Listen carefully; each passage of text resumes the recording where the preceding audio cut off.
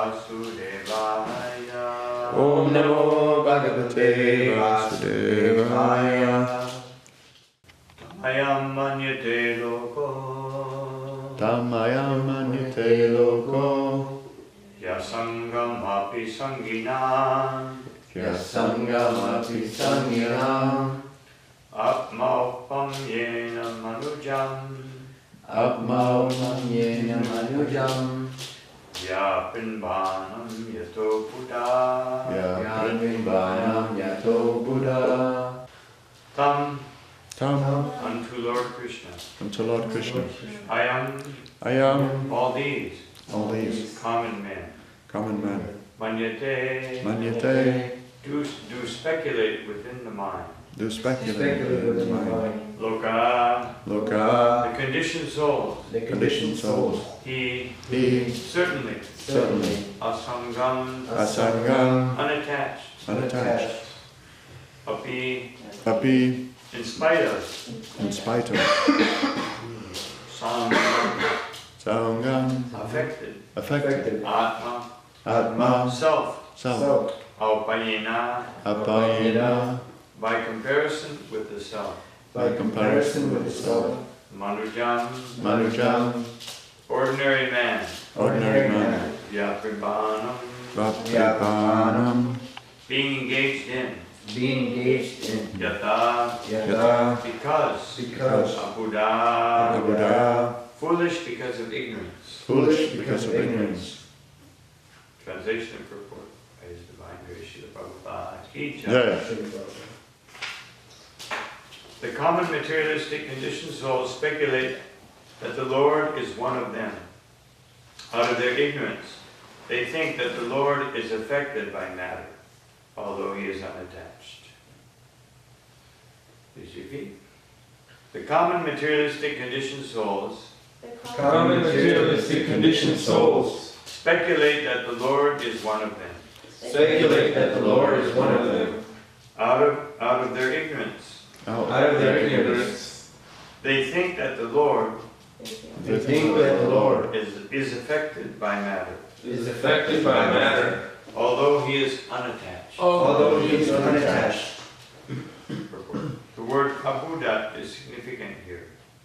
Due to ignorance only, the foolish mundane wranglers misunderstand the Supreme Lord and spread their foolish imaginations amongst innocent persons by propaganda. The Supreme Lord Sri Krishna is the original primeval personality of Godhead, and when He was personally present before the eyes of everyone, He displayed full-fledged divine potency in every field of activity. As we have already explained in the first verse of the Srimad Bhagavatam, He is completely independent to act however He likes, but all His actions are full of bliss, knowledge, and eternity.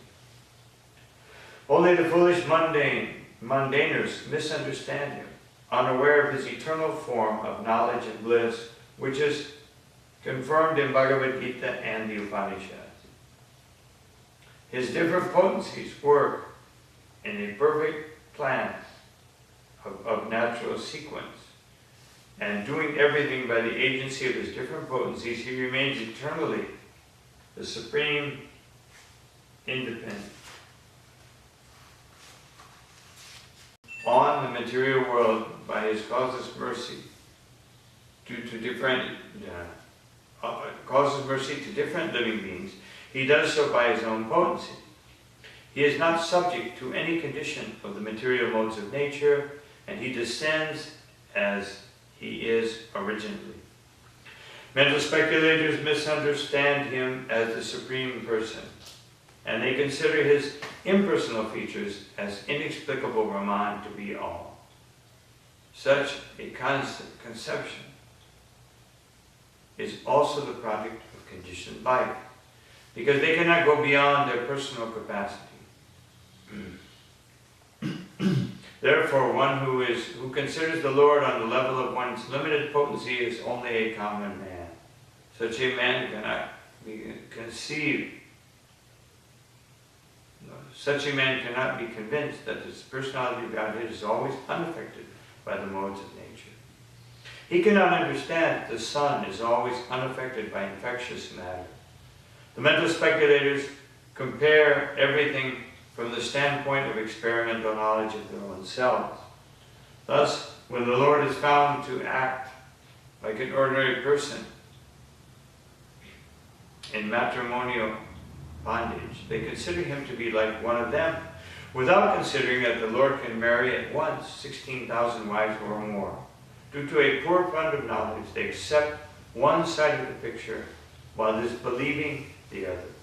This means that due to ignorance only, they always think of Lord Krishna as like themselves and make their own conclusions, which are absurd and unauthentic from the version of the Srimad Bhagavatam.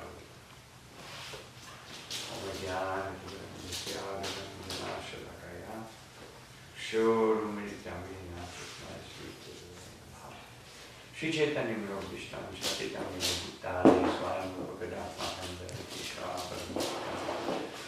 Namo Vishnu Padaya Krishna Krishnaya Bhutali Srimati Bhaktivedanta Swami Tirmane Namaste Saraswati Devi Gaurvani Pracharya Nirvishesha Shri Patipatya Nishatari Jaya Shri Krishna Chaitanya Prabhu Nityananda Shri Radha Shri Bhaktivedanta Hare Krishna, Krishna Krishna, Hare Hare, Hare Rama, Rama Rama, Hare Hare. So this verse, previous verses, explain 2 verses before, which I just looked at, explains that everything that Krishna does in this world is due to his internal potency. There is no external potency. Krishna does not come in contact with the external potency. Although he's within the material atmosphere, he never has anything to do with matter. Once the Lord Vishnu touches matter, then he becomes Shiva. Just like,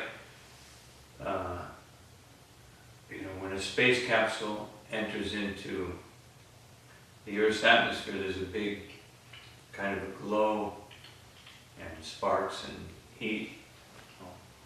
So also when the Lord enters into this material world and comes in contact with it, he becomes Shambhu, which means effulgence or some glaring, otherwise he'd be transformed. So, but there can be no Krishna or Vishnu in touch with the modes of material nature. That's the first point. And so, there are many descriptions in the previous verses, and especially the previous verse, which says,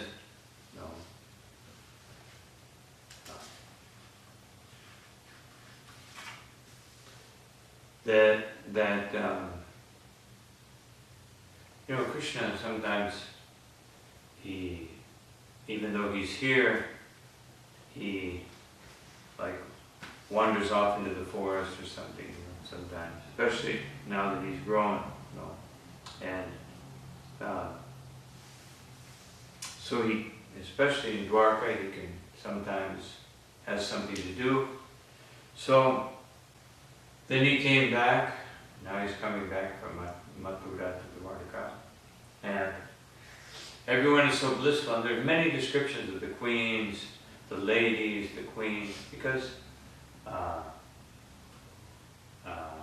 in the 10th canto, where Krishna enters the arena of Kamsa, so he enters, and this Chanura and Mustika, they're waiting to pounce on Krishna. And when he enters into that arena, then Malapaharanam, that the wrestlers see Krishna like thunderbolts, and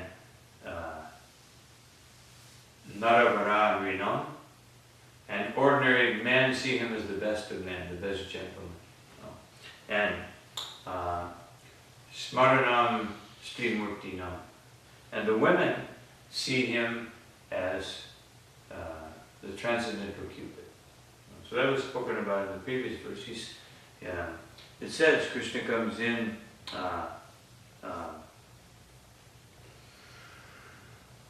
he was very sober, even though the queens were looking at him with sidelong glances. No? Sidelong, why do we always say sidelong glance? Why not, Because a sidelong glance means that someone is inferring something. Otherwise, they're being very proper queens or ladies, but they're looking at Krishna. And that sidelong glance means they're inviting Krishna to come and be with me. So, beautiful smiles and furtive glances. And although they could conquer Cupid himself, just the queens themselves could conquer Cupid. But Cupid was amazed that even before he shot his arrows, that these queens were like totally enamored with Krishna. And then when he saw Krishna and his beauty and his attraction toward the queens, he just dropped his bow, gave up. And said, what can I do? There's no room for me here. So otherwise, that esoteric understanding of Cupid, before Krishna, he has no stance, he has no ability. No. And of course, before Shiva, he better watch out because Shiva burns him to ashes. So actually, he doesn't want to be around the Supreme. There's nothing to do. He has nothing to do because his arrows are rendered useless by this love, because this love is not ordinary, it is prema.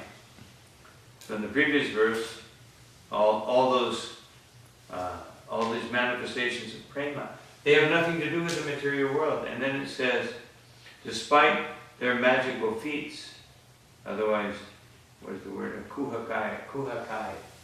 Despite their magical feats or their deceptive behavior. Meaning, any behavior on the material platform will have no effect on Krishna. But they did have an effect. Otherwise, by their prema, they were attracting Krishna. And Krishna was reciprocating. But by something that's seen as deceptive, as tricky, of course that also exists between Krishna and the gopis, but not so much in Dwarka. No. Otherwise, to be tricky with Krishna in Goloka Vrindavan, that's normal. But to be tricky with Krishna in Dwarka, that's not permitted. So therefore, when we speak about someone being deceptive, it must be materialistic people, and therefore that's what generates this verse. That's why this verse has been spoken. Because here, Sutta Goswami wants to make sure that no one is bewildered by the fact that these queens are smiling, even though it mentions that Krishna is unaffected. It means that he's unaffected materially, and therefore this verse says, calm and materialistic conditioned souls, which in the verse is abuddha, abuddha, loka, manyate, manyate loko. People who have ordinary mentality, and then it adds on, just to make sure, if we didn't catch it the first time, abuddha, that they're ignorant. They're ignorant, they're foolish, even though they may be great scientists, great philosophers. As Prabhupada mentions, that people who don't want to believe in Krishna, and who are very determined not to believe in Krishna, then Matashmita Jnana Upohanam Cha. Krishna is the source of all happiness. Krishna is the source of all everything. And Krishna's external energy will empower them, so they will be able to with superb intelligence, make up all kinds of arguments to bewilder the minds of people. So one may think, well, what kind of an arrangement is that? Well, Krishna should make it easy. No. But pure love of Krishna is not easy. It's described by Rupa Goswami as sudurlabha. Very difficult to obtain. No. You can't just attain the mercy of Krishna by some, magic or some. No, you can only do it by pure devotional service. And when there's not pure devotional service, then these foolish people, all their intelligence, because they have the potency. The spirit soul has potency. And that potency, Krishna gives them extra potency. Just like at the end of his pastimes, Krishna creates a material form of himself and leaves that form there as if it were struck by an arrow. The arrow, even though it's a material form, the arrow just barely touches him. And actually the arrow, it's said by our Acharya that the arrow comes to offer obeisances. Therefore it touches Krishna's lotus feet to offer him obeisances. And even though it's an arrow, the hunter sends the arrow to kill him, but the arrow immediately, in coming close to Krishna, encounters Krishna's potency, becomes purified and offers obeisances right there at his lotus feet. So then, and even the hunter became totally disturbed. He saw first he thought it was a deer because by bewilderment, Krishna's pinkish lotus feet. Now, if you look at a foot of someone, especially Krishna, it might look like the face of a deer. So that's what he saw. He saw the lotus foot, and then he saw Krishna. He was bewildered. How could I do this? And of course, nowadays people kill each other and no problem. Even though great battles like Kurukshetra, where there was 18 akshinis of soldiers, when Jarasandha went to kill Krishna, he had 24 akshinis, which means how many millions and millions and millions and millions of soldiers. But still, they couldn't defeat Krishna. So this present verse that we're considering, it says, he is unaffected by matter, although they think that he is affected by matter, although he is unattached. Because he has nothing to do with matter, but they're seeing him. Even when an ordinary person sees Krishna within the material atmosphere, then the ordinary person who's seeing Krishna is not really seeing the same thing. Krishna becomes visible to them externally speaking, because otherwise, it would be bewildering. They would see this whole army following somebody that's not there. So there are so many. Why can't these people see Krishna? So Krishna himself said, "Abhajanati mamudha manushim tanamashitaha." When Krishna takes the form of like a human being, but it's not really like a human being. The human being form is like Krishna's eternal form. But he says it like that. That when he takes that form, then these people, they think that he's just an ordinary conditioned soul. Param bhava majananto. No. They cannot understand param bhava. Now param bhava can mean Krishna's transcendental nature, just like in Srimad Bhagavad Gita here nearby. Just wanted to look up one of those, I can't remember. Idam jnanam upashitya. I'm not dumb enough, I don't have the whole Bhagavad Gita memorized, so look things up. The second verse of Idam jnanam upashitya mamasudam agataha. That when one attains the nature of Krishna, in this sense the nature of Krishna means when one attains the spiritual identity. But here, or in that verse, param bhavam can also understand they can never enter into the bhava of Krishna. Otherwise, they can never enter into his mood, into his understanding, into his internal manifestation. Never. ajananto, those who are bewildered, whose intelligence is totally bewildered. Well, Mama Bhutana Ishvaram.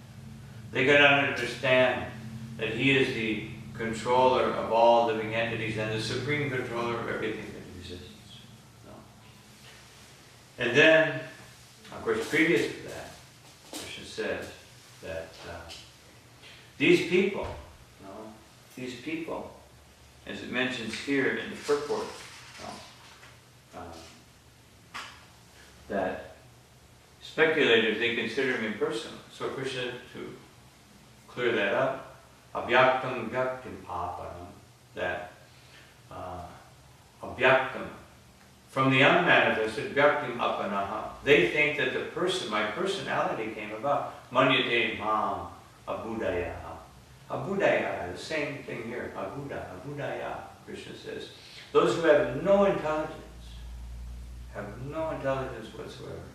They think that Krishna has, that the Brahman has, created this Krishna form or Vishnu form, and they exist for some time, maybe one whole cycle. They can exist for a longer time than me, but ultimately there's no difference between myself and Krishna.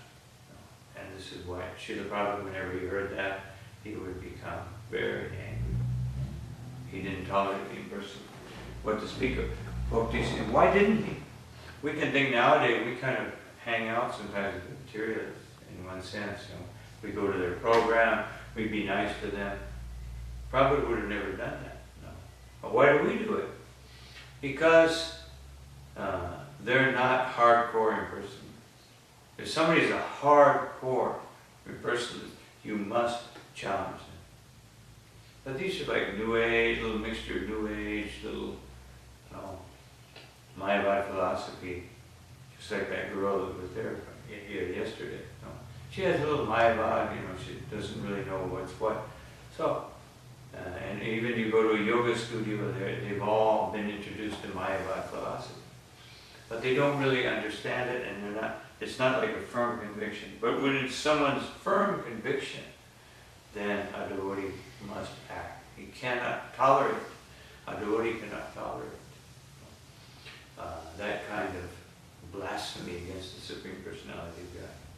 One time, I was in search of a camera, like you have a little camera, but this is a big camera like this. And one devotee, did you spend any time in Vrindavan? Yeah.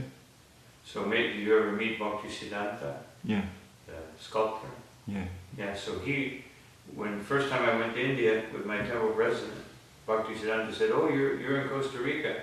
I have a camera that's this big." And it was worth like $10,000 when in 1976, $10,000 was like $40,000 nowadays. So we thought, wow. So temple president sent me to find the camera. And so it was supposed to be with a man named Captain Cook.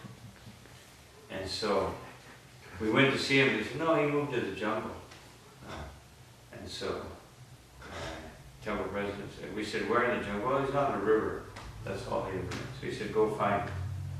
Okay. So I went to the river, which is in between, on the border between Nicaragua and Costa Rica. And that, like a border, there's all kinds of weird people and illegal stuff going on. So I took a bus. Of course, the temple president didn't give me any money, so I had to hitchhike on a bus. I just told him I'm a monk and I have to go on my mission. So on the bus driver, I said, "Okay." So then I got closer and I said, "How do I get to the river?" "You have to take a donkey, a mule." So, okay. They didn't have any money, so I had to beg him again. So finally, I had to wait for some people to go so it would be worthwhile that he would spare one mule for me. So I went with this group of people to the river. Then I had to get a boat. And then I started asking people on the river. I got a boat, started going down there. I said, "Do you know Captain Cook?" "Oh yeah, he lives down that way, And so it took me like 2 days to get there. finally got to me, and I found out he lived in a tree. He had a tree house. And so I climbed up the tree and knocked on there was no door, but knocked on the wall. Who goes there? And so I said, Guru Prasad. Who's that? And so I stuck my head up. And I said, I'm Hare Krishna. I said, oh, I didn't know they existed, And so, anyway, I came in there and I had to spend the night. And then so I said, well, what about the camera? Oh, I gave that camera to one lady in Guatemala. I had to spend the night with him. And the whole next day until finally a boat came by. I got the boat, went back, took the mule, took the bus, went to the highway, hitchhiked all the way to Guatemala, or Costa Rica, took me about a day and a half. Then I got to Guatemala, and from his direction, she lived somewhere on this lake, Atitlan. So I had no money, so I just had to sleep on the lake and bathe on the lake. And then I thought, how am I going to find this lady? I heard some, sounded like kirtan. So I went up, and it was just kind of impersonalist. He had all these students, young American, European students, and they were all playing different instruments. So I came in, and he looked at me like, and so I picked up the instrument. Some session was going on, played along with them. And then we stopped. So he said, do you want to stay for breakfast? I said, I'm Hare Krishna. Yeah, I know the Hare Krishna. He said, real quickly, I know the Hare Krishna. So then he said, you like to stay for breakfast? So anyway, they put bread and some other things. So I started offering it. He said, what are you doing? I said, I'm offering it to Krishna. He said, there's no need for that here, because here we understand Krishna is just light and energy. And I said, well, that's not what Krishna says in Bhagavad Gita. No. Krishna says he is the Supreme Person. No. And so then he said, no. Krishna is energy. I said, no, Krishna is a person. So all the students are there. And then like a ping pong match. And then finally I said a few verses from Bhagavad Gita. He goes, words. No.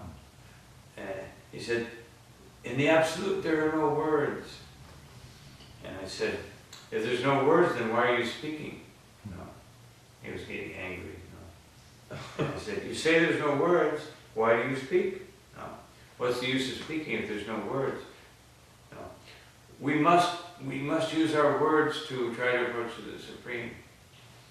And I said, if there's no words, why not? If you say the Supreme is everything and everything is the Supreme, then why don't you just go and eat stool? Because it's all supreme. Why do you bother fixing all this bread and everything? Just eat stool, because it's all one. So he got really angry. He said, he started cussing at me. He said, get out of here. You Hare Krishnas are always like this. And so I said to the students, we have a temple in Costa Rica. Do you want to stay here with this fool who doesn't even know what he's talking about? And they all got up and came out with me. He was screaming at the doorway, took away all of his students. And I took it. And then I finally found the lady, and she said, oh, I sold that camera. But anyway, I got all these nice young people, and we all hitchhiked back. The point is, when you meet a Mayavadi who's like that, who denies and defies Krishna, then you have to, no tolerance. So this, so that's what Krishna says in Bhagavad Gita. And then he says, previous to that, so he says that, they're a Buddhaya. They have no intelligence, no understanding. And he says the same thing again, previous to the verse I just quoted, that Param Bhava Machananto Lokomam. No, I'm sorry. He says, Mavavyayam Anuttamam. They don't know me, my supreme nature, that I am inexhaustible, and that I am the perfection of everything. They don't know this. And then Krishna says, Naham Prakasha Sarvasha Yoga Maya Samamritaha. My energy keeps them from seeing this. And this is what this verse is saying here. My energy keeps them from seeing this. They cannot see that who I am. That very foolish people. Mudho yam avajananti. This time Krishna says heavier. They are fools, they're mudhas. Because they're fools, they cannot see me. Loko mam ajam abhyayam. Who is unborn and inexhaustible. So Krishna says again and again, throughout the Bhagavad, he makes it very clear. These people, later on in the 12th chapter of Bhagavad Gita,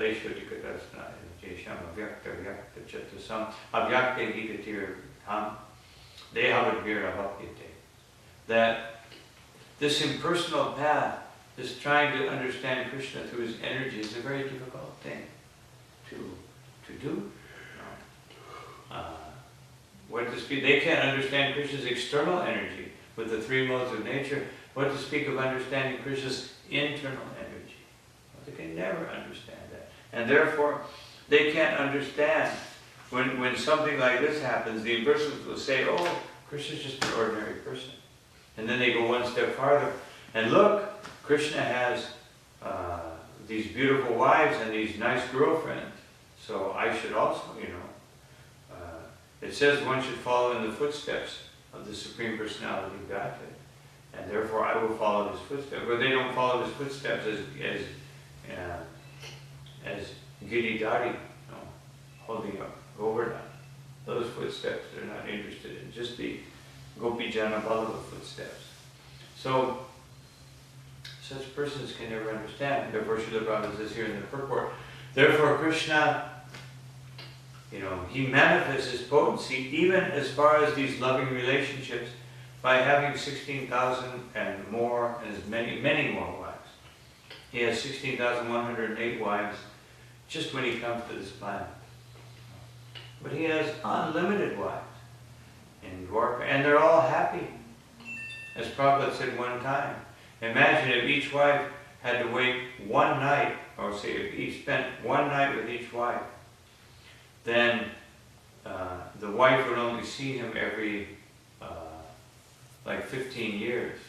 So, she gets one chance. By the time she gets around next, she'll be too old anyway to even be a nice wife. So this foolishness. And these people, but they don't give up. No, they don't give up. Yanirdavindaksha vimuktamaninas. They think themselves, as the Bhagavatam says, they think themselves liberated. They're not liberated, but they think they're liberated. No. Avishuddha buddhayo, because they have impure intelligence. With that impure intelligence, just like so many people think so many things about themselves, in the modern world. And modern psychology says, that's great. Think of yourself as the greatest. That's modern psychology. Our psychology is amanina maninina. Even when I tried to explain that yesterday to that lady, what's her name? Fariba. She was saying, no, but I want to be, I want recognition. So, that's the material world. I want recognition. I want to be recognized. Of course, everyone needs a little psychological boost in this material world, unless you're a pure devotee. Because a pure devotee doesn't need for anyone to glorify them, because a pure devotee is so satisfied by glorifying Krishna. Now, glorifying me is just like, it's like it becomes uncomfortable. Somebody says something about, when I'm totally engaged in glorifying Krishna, Krishna is so wonderful. And then someone says something like that, it's just such a stark, downgraded contrast that they just think, well, you know, why are they speaking something about me? Madhavendra Puri, this was his move. Madhavendra Puri, when he, you know, when Gopinath became very merciful to him, and Kirchor Gopinath hid away the sweet rice or the condensed milk, and then appeared in the dream of the Pujari and said, take this milk that I've hidden behind myself to Madhavendra Puri. Pujari woke up and said, that's just a dream. But then he thought, such a vivid dream. Let me go and find out, you know. So he just went on the altar. There it was. And he grabbed it immediately. He ran into the marketplace. Where is Madhavendra Puri? You have received the mercy of Gopinath. Where is Madhavendra? Where is Madhavendra? So Madhavendra thought, couldn't be me. No. But then he kept saying Madhavendra. No. And so he came out, and the Pujari explained what happened. Madhavendra fainted in ecstasy. And he took that sweet rice and he started taking little by little. And it was so good. And then it was so much nectar that he broke up the pot, smashed it to pieces, and put it in a cloth, and every day he would eat a bite of the pot. Of course, you couldn't do that with modern aluminum pots, so by the time you finished the pot, you'd be dead. But if you could even smash it up, grind it up. And then Madhavendra thought, let me leave here immediately. Because when people hear about this, they're going to come and glorify me. So Madhavendra took off toward Jagannath Puri to complete his mission. And when he came to Jagannath Puri, no. And there was no internet at that time, but still. It must have been Krishna within the heart. That's the best internet. No. Then everybody waiting, big reception. All glories to Madhavendra Puri, the favorite devotee of Kirchor Gopinath. He had to accept it. So the devotee thinks, but modern psychology, yes, builds us up. Yeah, we're so important, we're so great. And these foolish people, as it says here, they want that. That's why they have difficulty in glorifying Krishna, because they want to be glorified. As long as you want to be glorified, how can you glorify Krishna? So these persons Vishuddhabhata and Aruya Kuchjana Param Tata. They do so many austerities and penances. Like yesterday, that girl kept saying, no, you do some austerities. No, you don't need to do austerities and penances. But they do that. But what happens? Patantino Nadvita Yusmaragaham. Because they don't have the lotus feet of the Supreme Personality of Godhead, they're ultimately bewildered. And they simply come back to this material world, as Srila Prabhupada said. Because the soul is active, they have to do some activity, so they start a hospital, or they do this, or they help people. So, downgraded. Again, another downgrade. Another... they could be pure devotees, but no, because they can't worship Krishna properly. They can't understand that He is the Supreme Personality of God. These people, as Srila Prabhupada says here, they just want to speculate. Atapi deva param bhujam gaya prasad leshan grihite vehi janati tattvam bhagavan nayumno nachanya mekopi chiram vichinban. Okay, that when one receives the two lotus feet of Krishna on his head, then he understands this is a very special mercy. And understanding that very special mercy is the mercy of the Supreme Personality of Godhead. But those who, they may read a lot, they may study a lot, they may know so many things about the Vedas, but they will never reach the Supreme Personality of Godhead because they can only speculate. And it implies here in this verse, as the last point, that Krishna is doing everything through his potencies. He's supremely independent, as it says here. He remains eternally independent. Swarat, Srila Prabhupada refers to the first canto. He's Swarat. He's perfectly, completely independent and perfect in every sense. But he does things through his different potencies. And it says here, a perfect plan of natural sequence. So what is that perfect plan of natural sequence? By his potencies, famous verse from the Shvetashvatara Upanishad, that Latasya karyam karanam kavijite, that he is the Supreme Personality of Godhead, and that position implies one thing: he has nothing to do in this world. He has no obligation. No one can be a good second, what to speak of being an equal to Krishna, the Supreme Personality of Godhead. He has unlimited energies. He's so independent that he doesn't have to do anything, but all of his energies are acting. Internal energy to fill the hearts of his devotees with prema and with loving, ecstatic devotion, so that there can be a constant reciprocation between Krishna and them. And swabhaviti jnana bala kriyacha. And all of the manifestations of his his knowledge, jnana bala, his force, kriya, and his activities within this world are being manifested by the external nature. And the internal nature too. Because he cannot be within the external nature. So the external and internal potencies manifest everything in this world. And so then it becomes possible that Krishna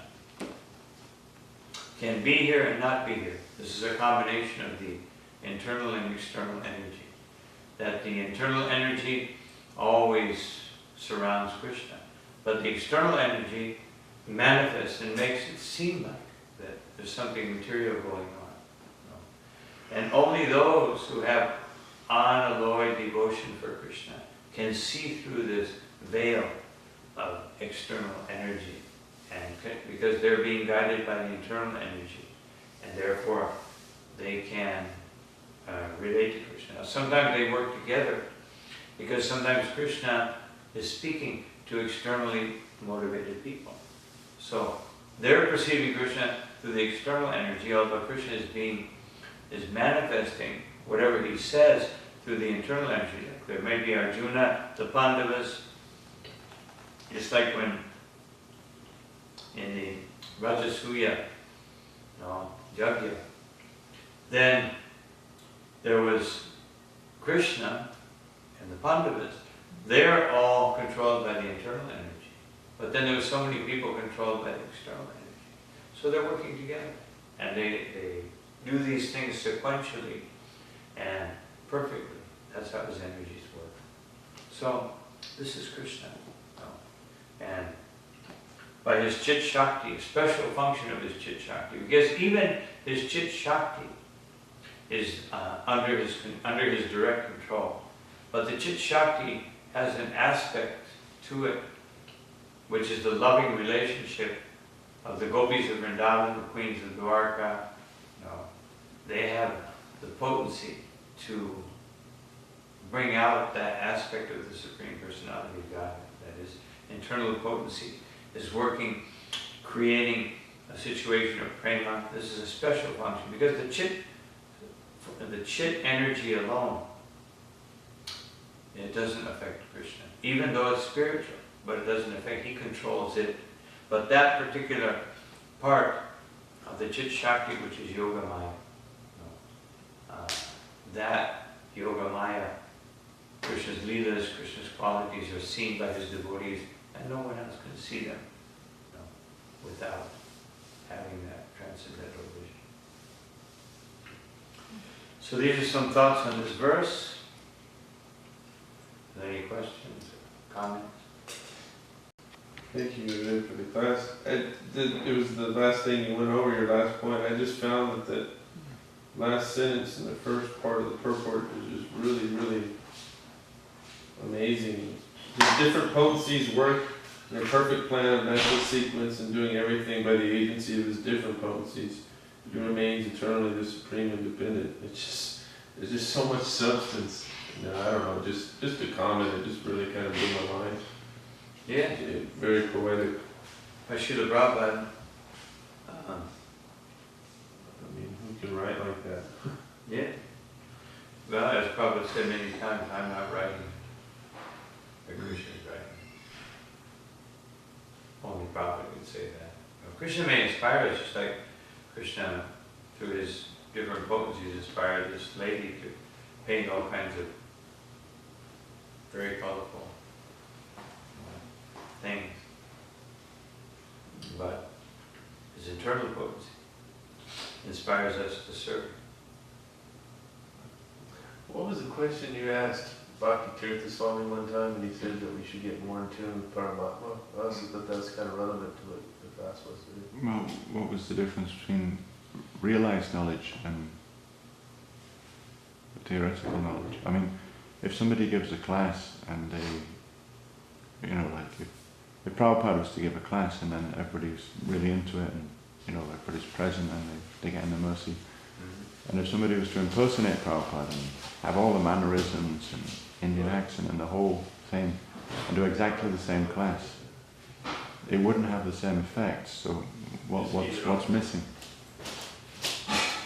Well, it's not that they wouldn't have the same effect, although certainly Prabhupada's purity would always create something that none of us can equal. But a devotee may be inspired to say something very wonderful. Say things even beyond what Srila Prabhupada explained, if they can do it properly, in the mood of Srila Prabhupada, preserving the desire of Srila Prabhupada. They may be able to say things. Actually, Prabhupada said, the greatest pleasure of the spiritual master is to see his disciple become more advanced. Not that I think that anyone has become more advanced than Prabhupada, but someone may, in some area of explanation or of knowledge or something, someone may say things that Prabhupada didn't say. Of course, we have to see if that's appropriate, and there's no ego, there's no thought, well, I'm going to do better than Prabhupada. I'm going to go beyond Prabhupada. And people have done that, but not in our movement. Or if they have in our movement, they don't last. But specifically, how does that purity actually function? What's the actual science behind it? Purity brings, when we're pure, then Krishna reveals himself. He may reveal himself in the form of Paramatma. He may reveal himself in the form of instructions from the spiritual master or from other Vaishnavas. And then those instructions or those indications give us something that we didn't have before. And because of our purity. Because otherwise somebody may say something and you'll forget it. If the purity is not there, then memory of things that are created by the internal potency really only functions when we're pure. Otherwise it doesn't stay, it doesn't enter, it just kind of goes in one ear, out the other. Whenever there's a mixture of false ego or intellectual wrangling,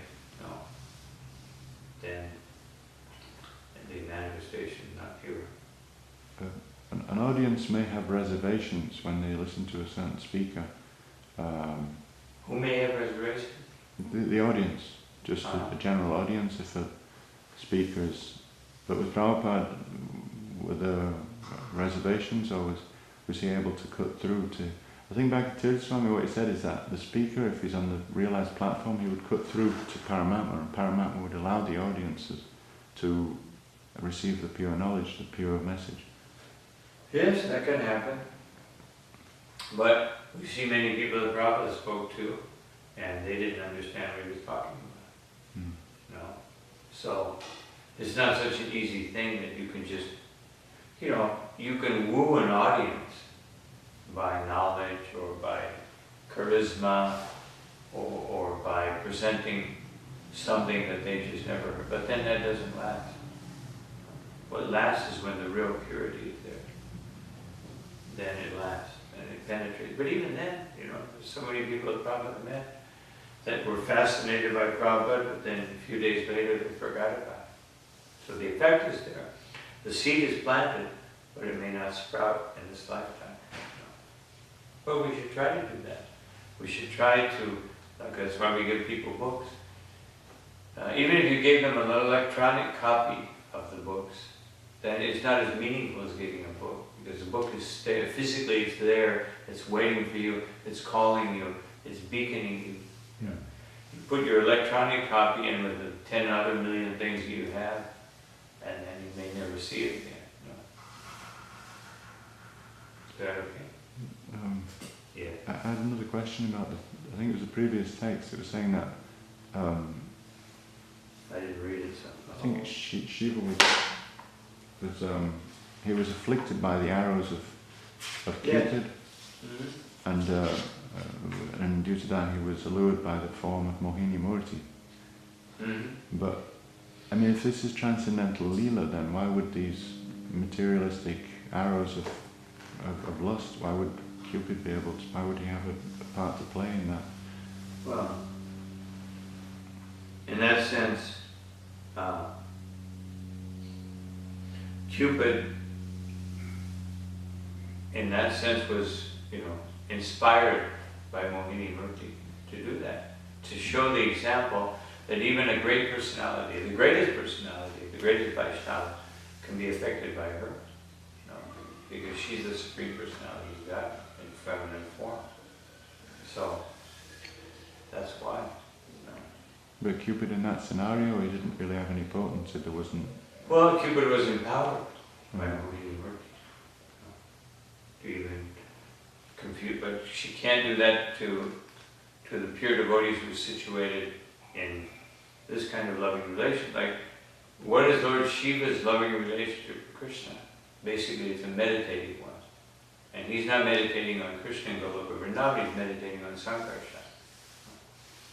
So therefore, it was set, that happened that way.